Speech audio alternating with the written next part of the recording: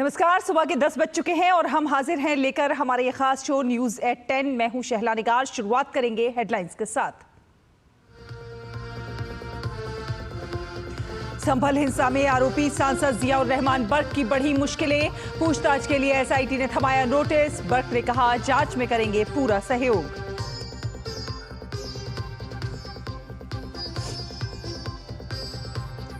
बिहार चुनाव से पहले आज दिल्ली में एनडीए की बैठक। बीजेपी अध्यक्ष जेपी नड्डा समेत घटक दलों के तमाम नेता जुटेंगे बीजेपी नेता संजय जायसवाल के घर।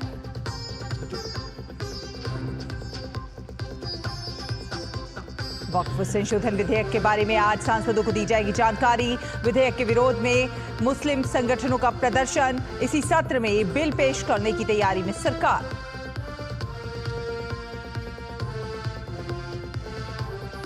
गोवा विधानसभा में एसटी प्रतिनिधित्व समेत त्रिभुवन सहकारी विश्वविद्यालय बिल आज लोकसभा में हो सकता है पारित। राज्यसभा में बैंकिंग कानूनी संशोधन बिल भी पास कराने की होगी कोशिश। छत्तीसगढ़ के पूर्व सीएम और कांग्रेस नेता भूपेश बघेल के घर सीबीआई की महादेव सट्टा ऐप शराब और कोयला घोटाले मामले में छापेमारी। कई आईपीएस अधिकारी भी आए सीबीआई की जद में।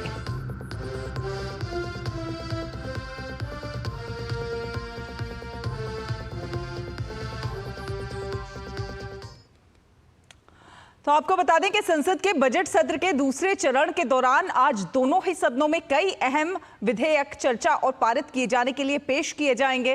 राज्यसभा में आज बैंकिंग कानून संशोधन विधेयक 2024 और विमान वस्तुओं में हितों का संरक्षण विधेयक 2025 विचार और पारित किए जाने के लिए पेश किए जाएंगे।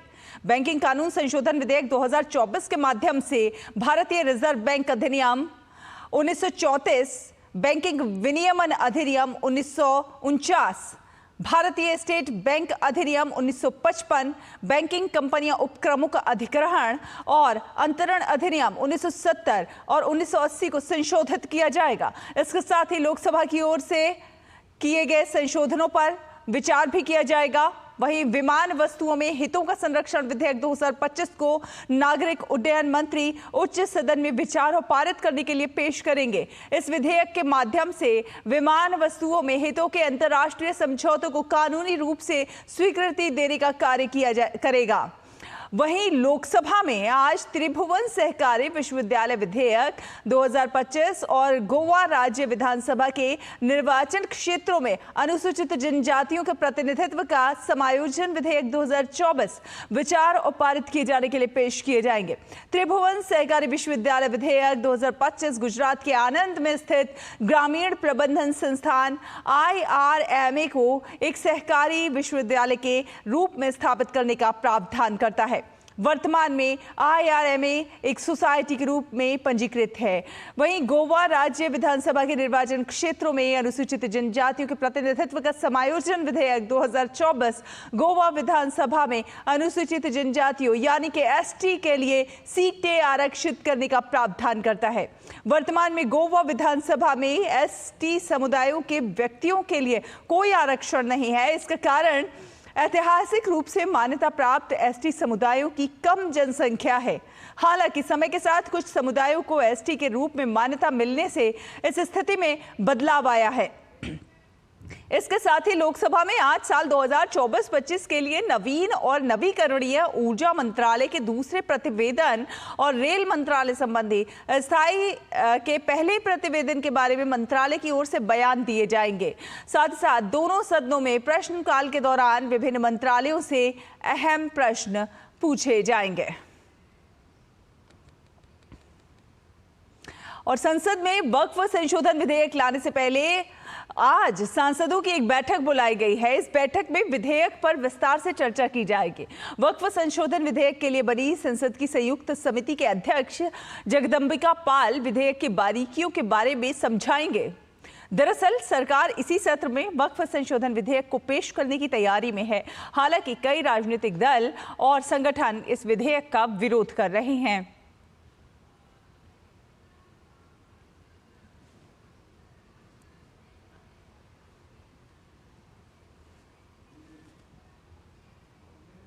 और आपको सीधे लिए चलते हैं, एक पॉडकास्ट आपको दिखाते हैं जो कि स्मिता प्रकाश ने किया है यूपी के मुख्यमंत्री योगी आदित्यनाथ के साथ। अपनी पार्टी के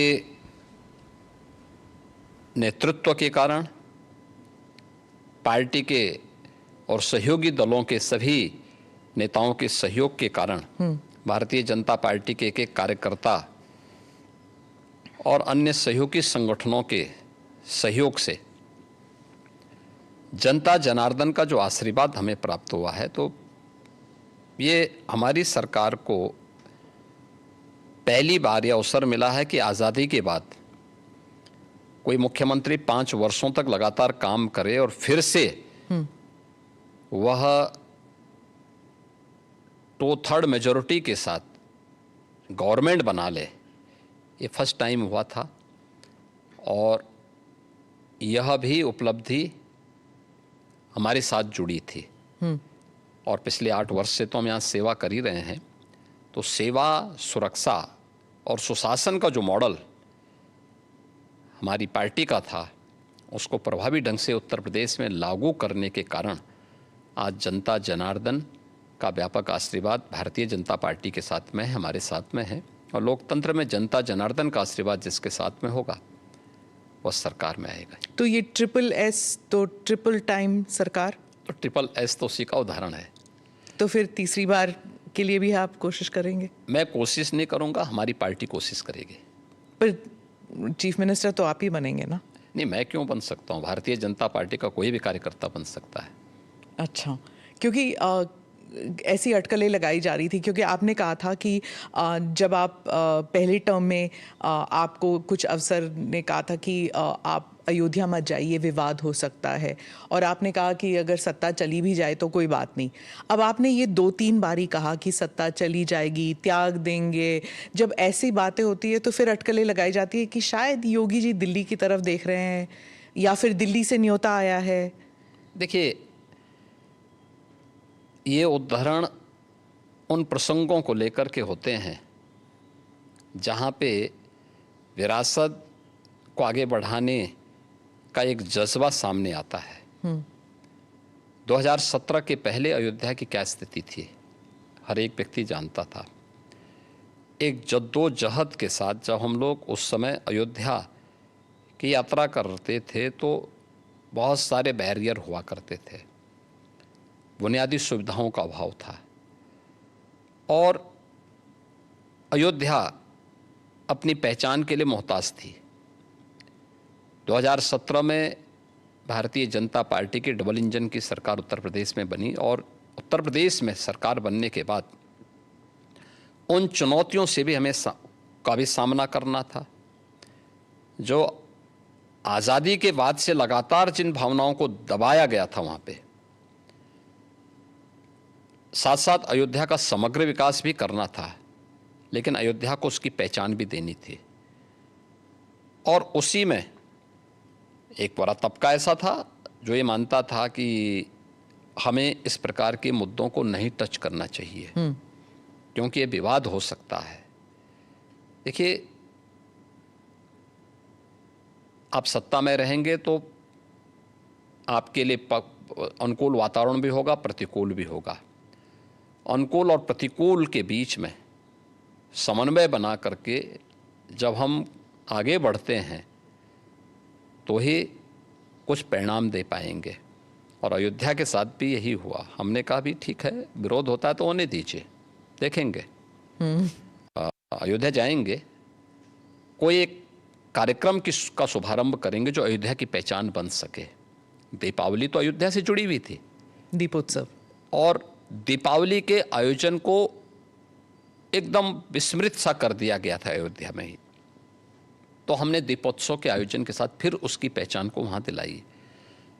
तो हम लोगों ने वहाँ पे मर्यादा पुरुषोत्तम भगवान श्री राम के प्रति और सरयू मैया के प्रति दीपोत्सव के माध्यम से जो कृतज्ञता ज्ञापित की थी, उसका परिणाम आज नई अयोध्या के रूप में सबके सामने है, जिसको देख करके हर व्यक्ति अभिभूत होता है।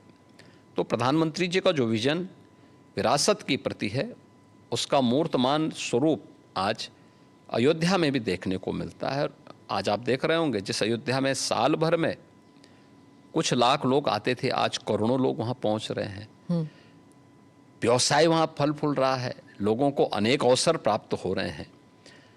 तो हम लोग अपनी सत्ता की चिंता करें और अपनी विरासत को विस्मृत कर लें, तो मुझे लगता है कि ये हम न्याय नहीं कर पा रहे हैं, अपने साथ भी, अपने समाज के साथ भी और अपने देश के साथ भी। योगी जी, आपने डबल इंजन सरकार का जिक्र किया। अखिलेश जी कहते हैं डबल इंजन क्या, अब तो इंजन एक दूसरे को नमस्ते तक नहीं करती। हाँ, देखिए, ये उनके संस्कार थे।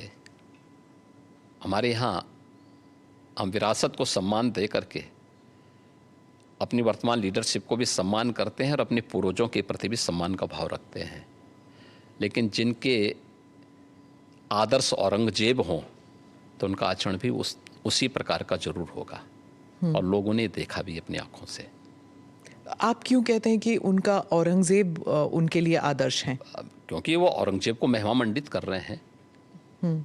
वे सब लोग उस कैटेगरी में खड़े हो चुके हैं। उनके नेताओं ने मुंबई से लेकर के लखनऊ तक, ये सभी लोग तो महिमा मंडन करने वाले लोग हैं। तो जिनका जैसा आदर्श होगा तो वैसे ही उनका स्वयं का चरित्र भी होगा। यही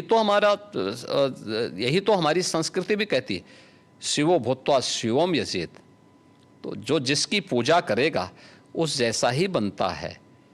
हम राम को आदर्श मानते हैं, कृष्ण को आदर्श मानते हैं, शिव को आदर्श मानते हैं, उनकी पूजा करते हैं, तो स्वाभाविक रूप से उनके अच्छे गुण भी हमारे अंदर उनकी कृपा से समाहित होते हैं। जो औरंगजेब को, बाबर को अपना आदर्श मानता होगा तो उन जैसे गुण भी उनके अंदर देखने को मिलेंगे, और ये आचरण लोगों ने अपनी आंखों से देखा भी है और आगे भी देखेंगे। वो कहते हैं आपको हिस्ट्री के बारे में कुछ पता नहीं है। राणा संगा के बारे में उन्होंने कहा कि वो थे जिन्होंने बाबर को न्योता दिया था। आप जानते नहीं हैं अपनी विरासत के बारे में। हिस्ट्री ये लोग जानते हैं। हिस्ट्री यही लोग जानते हैं जो जिन्ना को महिमा मंडित करते हैं। हमें याद है, इसी उत्तर प्रदेश में हम लोग लौह पुरुष सरदार वल्लभ भाई पटेल की unity, run up for unity के कार्यक्रम के साथ जुड़ रहे थे। हमने पूरे प्रदेश वासियों को इसके लिए आमंत्रित किया था। सरकार भी थी, भारतीय जनता पार्टी भी थी, सभी दलों को हमने आमंत्रित किया था। एक तरफ सरदार वल्लभ भाई पटेल जो भारत की एकता के आदर्श हैं, भारत की एकात्मता के शिल्पी हैं, हम उनके प्रति श्रद्धा का भाव व्यक्त कर रहे थे, और ये लोग जिन्ना को महिमा मंडन कर रहे थे। तो ये वही कैटेगरी है, ये वही ब्रीड है जो बाबर से लेकर के औरंगजेब तक और जिन्ना तक को महिमा मंडन करते हैं। तो देश के प्रति इनके भाव क्या होंगे, भारत की विरासत के प्रति इनके भाव क्या होंगे, भारत के महापुरुषों के प्रति क्या इनके भाव क्या होंगे, ये अंदाज़ा इसी से लगाया जा सकता है। और ये लोग अवसरवादी भी हैं, इनको पलटी मारने में कोई देर नहीं लगेगी। भाई आज कर रहे हैं तो कहीं वोट लेना होगा, तो उनके कुछ नेताओं ने बयान देने शुरू किए हैं कि अब जो लॉस हो रहा है और जो कटघरे में खड़े हुए हैं, ठीक है, तो उसके बारे में इन्होंने कहना शुरू कर दिया, नहीं साहब ये तो जो है उन्होंने गलत बोला है, और ये तो राष्ट्रीय महापुरुष थे, राष्ट्र नायक थे। राणा सांगा के इतिहास को अगर इन्होंने पढ़ा होता, वो महान योद्धा जिसके शरीर के घाव इस बात को बताते थे कि इन्होंने भारत की धर्म और संस्कृति को बचाने के लिए उस समय किस प्रकार के पराक्रम का परिचय दिया था। ये महाराणा प्रताप, महाराणा सांगा, छत्रपति शिवाजी महाराज और गुरु गोविंद सिंह के बारे में ये लोग बताएंगे। इतिहास के बारे में लोग क्या जानते हैं? जो औरंगजेब और बाबर की पूजा करते हो, जो जिन्ना को अपना आदर्श मानते हो, इन लोगों से इसकी उम्मीद नहीं की जा सकती है। और आप विधानसभा में आपका एक भाषण भी था, आपने कहा था कि अगर औरंगजेब का महिमा मंडल कर रहे हैं, वो जो नागपुर में जो कर रहे हैं, उनको यूपी आना चाहिए, हम उनका इलाज कर देंगे। इलाज कैसे करेंगे आप? देखिए, किसी भी बीमारी का उपचार के अलग अलग केंद्र होते हैं। तो यूपी ऐसे लोगों को बहुत अच्छा उपचार देता है। उनकी जैसी डिमांड होगी उस प्रकार का उपचार दे देंगे। महाराज, आपके राज्य में क्या मुसलमान सुरक्षित है? क्योंकि आए दिन सनातन की बात होती है। आप योगी हैं, मुख्यमंत्री हैं, महाराज हैं, क्या हैं आप फिर? मैं एक सामान्य नागरिक हूँ, उत्तर प्रदेश का एक नागरिक हूँ, और एक नागरिक में एक योगी हूँ जो सबके सुख और सबके निरोगता की कामना करता है, सबका साथ और सबके विकास के मंत्र पर विश्वास करता है, और उसी भाव के साथ हम लोग कार्य भी करते हैं। आप मुझे बताइए, दुनिया की सबसे प्राचीनतम धर्म और संस्कृति है सनातन धर्म। उसके नाम से ही आप अंदाजा लगा सकते हैं। दुनिया की कोई जाति, मत और मजहब नहीं है जिसको उसकी विपत्ति के समय सनातन धर्मावलंबियों ने शरण न दी हो, उसके संरक्षण के लिए उसको हर प्रकार से फलने फूलने के लिए अवसर न प्रदान किया हो। लेकिन बदले में उसे मिला क्या?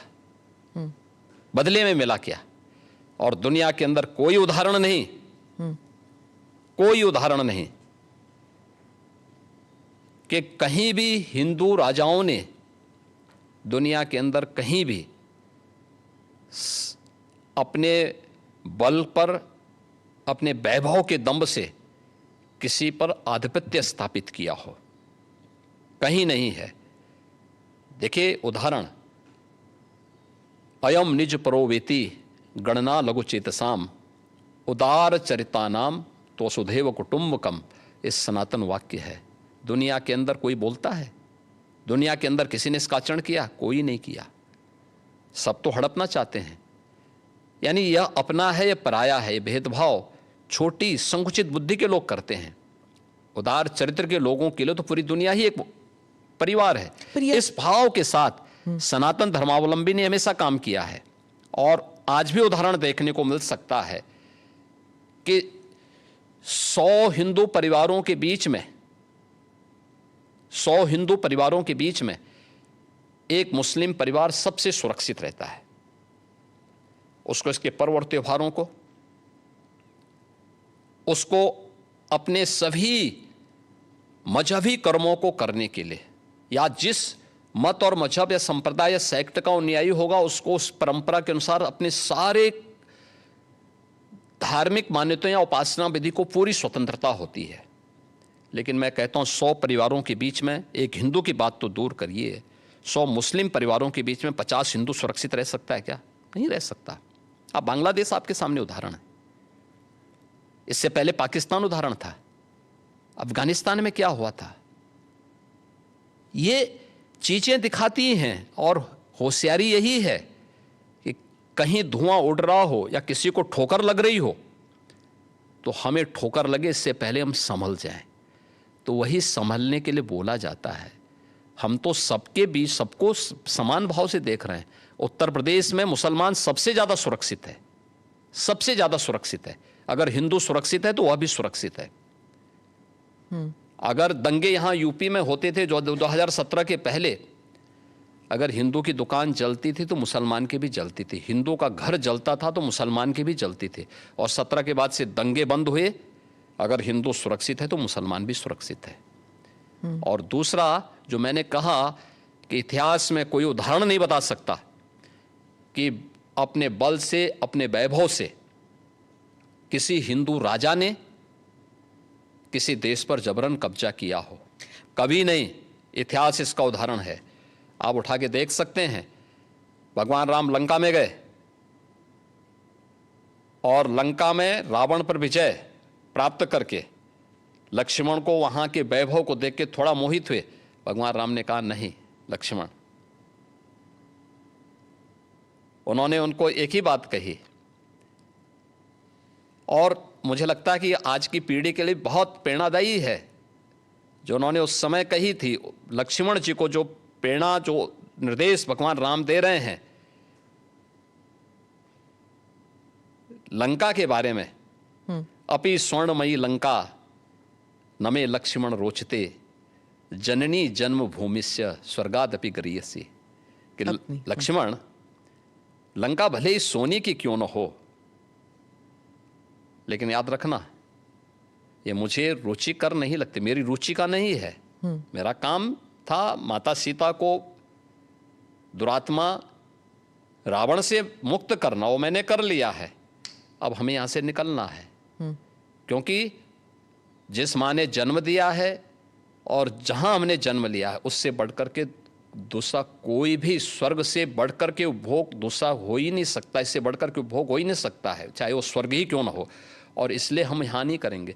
ये उदाहरण मैं इसलिए दे रहा हूँ जिसलिए जो सनातन धर्म पर प्रहार करते हैं उनकी आंखें खुलें, वो देखें। उदाहरण हमारे सामने पर्याप्त हैं और ऐसे अनेक उदाहरण आपको समय समय पर मिलेंगे।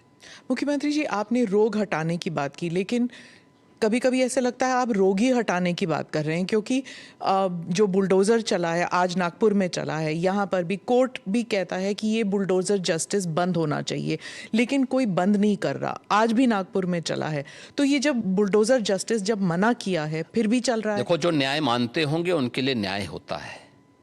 जो स्वयं न्याय को, कानून को अपने हाथों में लेते हैं, तो बहुत बार कानून के दायरे में रह करके उनको सबक भी सिखाया जाता है। जो जैसे समझेगा उसको उसी भाषा में समझाना चाहिए। आप मुझे बताइए, कोई हिंसक बनकर के प्रहार करने के लिए आ जाए हमारे सामने और हम उसके सामने गिड़गिड़ाएं, ये नहीं। अगर वो हिंसक बन के आया तो उसको पहले उसकी हिंसा का प्रतिकार तो वहाँ पे करना पड़ेगा ना।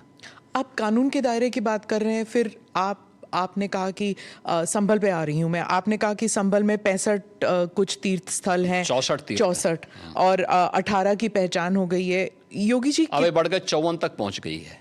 आप कितनी जगह खोदेंगे, कितने मस्जिद? जितने भी होंगे सब ढूंढेंगे, जितने भी होंगे सब ढूंढेंगे, सब निकालेंगे और दुनिया को बोलेंगे कि भगवान ने जिसको आंखें दी हैं वो आके देखो तो क्या हुआ था संभल में। देखिए, संभल एक सच्चाई है और मैं इसलिए नहीं कह रहा हूं भाई आपको उपासना विधि की पूरी छूट है, कहीं भी आप बनाइए, लेकिन आप तो इस्लाम मुद्दों से ही भटक करके काम किए हैं। पर ये तो बन चुके हैं, अब बन नहीं चुके हैं। इस्लाम कहता है कि किसी भी हिंदू मंदिर या किसी हिंदू घर को तोड़ करके आपके द्वारा बनाई गई कोई भी इबादत गृह एक खुदा को स्वीकार्य नहीं है। क्यों आपने बनाई? आप तो इस्लाम के विरुद्ध आचरण कर रहे हैं। पर आप तो कानून के दायरे में रहकर, हम कानून के दायरे में रह के सब काम कर रहे हैं। अगर कानून के दायरे में रह रहे हैं तो फिर आप मथुरा की बात क्यों उठा रहे हैं? मथुरा की बात क्यों नहीं उठानी? मथुरा श्री कृष्ण की जन्मभूमि नहीं है क्या? पर वो तो अब कोर्ट में है ना। कोई कोर्ट का ही आदेश पालन कर रहे हैं ना, तो अब तक तो वहां बहुत कुछ हो गया होता। तो अयोध्या, काशी, अब फिर मथुरा भी, और कितने और? आप मुझे बताइए, सनातन हिंदू धर्म के जो महत्वपूर्ण स्थल हैं उन सभी स्थलों को हमारी विरासत के प्रतीक हैं। देखिए, डॉक्टर राम मनोहर लोहिया के नाम पे राजनीति बहुत सारे लोग करते होंगे। संभल में 65 निकाल रहे हैं आप, तो फिर 65 नहीं, वहां 68 सभी तीर्थों को हम निकाल रहे हैं। 54 से अधिक निकल चुके हैं और बाकी सभी को ढूंढ रहे हैं। शास्त्रीय प्रमाण उसके मौजूद हैं, उनको दिखा रहे हैं कहाँ कहाँ हैं। जिसने भी कब्जे किए होंगे उनको एक एक करके सबको निकालेंगे। कितने मस्जिद फिर निकलेंगे? मस्जिद, देखिए, सवाल मस्जिद का नहीं है, जितने अतिक्रमण होंगे वो अतिक्रमण हटेंगे। बीते साल रामनवमी के मौके पर बंगाल में जब काफ़ी हिंसा हुई थी, जब प्रदर्शन निकला था, इस बार भी बीजेपी कह रही है कि वहाँ रामनवमी में शोभा यात्रा निकाले जाएंगे। उत्तर प्रदेश में ईद और रामनवमी, उसको लेकर क्या आपने कोई सख्त निर्देश दिए हैं कि हिंसा नहीं होनी चाहिए? देखिए, हम लोग समय समय पे प्रशासन के साथ बैठते हैं और पहले से ही इसके लिए एक SOP हम लोगों ने तैयार करके रखी हुई है। और उत्तर प्रदेश पहला राज्य है जिसने माननीय उच्चतम न्यायालय के ही निर्देशानुसार धर्मस्थलों के माइक को, जो उसके परिसर के बाहर आवाज आती थी, उसको कंट्रोल किया है या उसको उतारा है। कंट्रोल किया है इस संवाद के माध्यम से। आप मुझे बताइए, कि उत्तर प्रदेश जैसे राज्य में अगर हम कर सकते हैं तो बंगाल में क्यों नहीं हो सकता?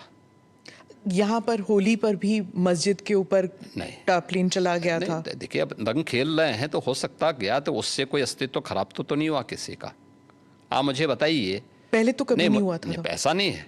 आप मुझे बताइए, मुहर्रम में जुलूस निकलते हैं, क्या उनका झंडे की छाया मंदिर के आसपास या किसी हिंदू घर के ऊपर नहीं पड़ती है क्या?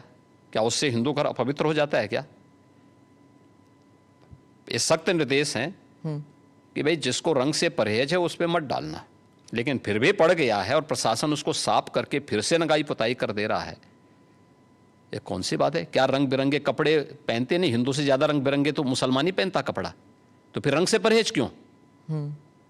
यानी तो दोहरा आचरण है। तो क्या रंग बिरंगी कपड़े पहने, लेकिन अगर रंग पड़ जाए तो हाय तो जाते हैं? ये नहीं हो सकता है। ये दोहरा आचरण क्यों मचाते हो जी? अरे गले मिलो। बहुत सारे मुसलमानों ने रंग में होली खेली है। शाहजहांपुर में तो नवाब साहब की पूरी झांकी निकलती, शोभा यात्रा ही निकलती वहां पे। तो हमने महाकुंभ के दौरान भी देखा था कि कई मुसलमान आए थे। तो क्या दिक्कत है? हाँ, अच्छी बात थी। अगर कोई अपने को भारतीय मानता है, कुंभ तो सभी भारतीयों का है और आना चाहिए कुंभ में। मैंने तो कहा था जो भारतीय बनकर के आएगा, श्रद्धा भाव के साथ आएगा, उसका स्वागत है। लेकिन अगर कोई किसी नकारात्मक मानसिकता के साथ आता है तो स्वीकार्य नहीं। जी, महाकुंभ में करोड़ों लोग आए थे। आपने जो फाइनल नंबर्स जिस पर हुआ था, टैली हुआ था, इस नंबर की आपने पुष्टि कैसे की कि कितने आए थे? देखिए, यहाँ पे महाकुंभ के दौरान एक हम लोगों ने सीसीटीवी कैमरे लगाए थे। हम लोगों ने एआई टूल के माध्यम से हेड काउंटिंग की व्यवस्था की थी और ये भी उसमें हम लोगों ने व्यवस्था की थी कि एक व्यक्ति का चेहरा दूसरी बार काउंट न हो। 24 आवर्स में कोई व्यक्ति हो सकता है 2 बार 3 बार, क्योंकि बहुत सारे लोग जो आए थे, बहुत सारे लोग ऐसे 2-2 3-3 बार 24 घंटे में स्नान कर रहे थे, लेकिन काउंट एक बार हो। फेस रिकॉग्निशन की व्यवस्था भी उसमें की गई थी, हेड काउंट करने की व्यवस्था की गई थी और उसको काउंटिंग करके फिर हर 24 घंटे के बाद हम उसके रिजल्ट को हर दूसरे घंटे में वो रिजल्ट सामने आता था। टोटल फिर 24 घंटे में करके वो फाइनल उसका वो बनता था, डाटा तैयार होता था। और बाकायदा उसके लिए हम लोगों ने एक वहाँ पे एक इंटीग्रेटेड सेंटर तैयार किया था जहाँ के माध्यम से इन सभी चीज़ों की मॉनिटरिंग होती थी। तो ये सभी काउंट उसी के माध्यम से हम लोग वहाँ कर रहे हैं। तो कितने नंबर हुए फाइनली? 66 करोड़ 30 लाख से अधिक श्रद्धालु वहाँ इन 45 दिनों में आके स्नान किया है। तो ये आप पॉडकास्ट देख रहे थे ANI की स्मिता प्रकाश के साथ, जिन्होंने योगी आदित्यनाथ के साथ, जो कि यूपी के मुख्यमंत्री हैं, उनके साथ पॉडकास्ट किया है। और इस मौके पर इस पॉडकास्ट में यूपी के मुख्यमंत्री ने कई बड़ी बातों पर खुलकर अपनी बात रखी। उन्होंने सबका साथ सबका विकास से लेकर जिस तरह से उत्पात मचाने वालों पर कार्रवाई की जाएगी, तमाम चीज़ों पर, तमाम बड़े मुद्दों पर खुलकर अपनी बात रख रहे हैं। फिलहाल इस बुलेटिन में इतना ही। आगे आप देखेंगे न्यूज़ पंच मेरी सहयोगी कृतिका के साथ। मुझे दीजिए अनुमति। नमस्कार।